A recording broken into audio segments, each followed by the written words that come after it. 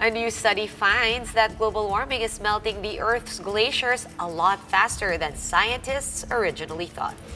These glaciers are losing 369 billion tons of snow and ice each year, more than half of that in North America. Here's the rest of the story.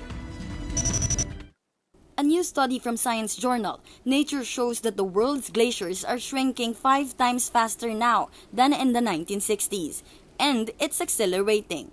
The most comprehensive measurement of glaciers worldwide found that they are shrinking about 18% more than scientists calculated in 2013.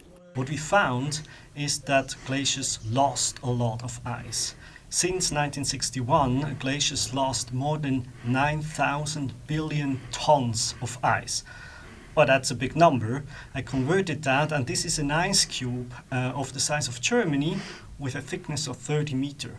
Or it's an ice cube of the size of the United States of America with the size of 4 feet. So it's a tremendous amount of ice and fresh water that we actually lost, and that adds to global sea level rise. The pace is fastest in Central Europe, the Caucasus region, Western Canada, the US lower 48 states, New Zealand, and near the tropics. Glaciers in these places on average are losing more than 1% of their mass each year. The study also found out that glaciers are shrinking in 18 other regions, led by Alaska, where glaciers have been losing 80 billion tons of snow and ice a year since 2006. The team determined that Southwestern Asia is the only region where glaciers are not shrinking, which ZEM says is due to localized climate conditions.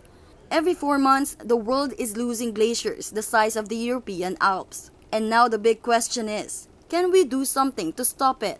Well, ZEM says that even if carbon emissions were to stop immediately, glaciers will continue to melt and in turn cause 25 to 30% of global sea level rise yearly. The glaciers react with a certain delay. So even if we would stop emissions now, glaciers would continue to lose mass because they were not yet able to react to the past climate change.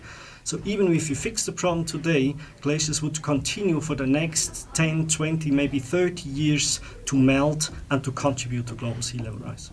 This drastic rise in sea level can contaminate water supply and worsen flooding and hurricanes, especially in coastal areas. And for Ben Merzoin, another scientist who worked on the study, man's influence on melting glaciers is clear. The warmest years we have on record all are in the 21st century and even after 2010.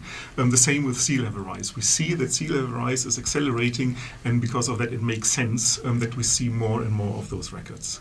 For News 5, Marian Enriquez, we are One News.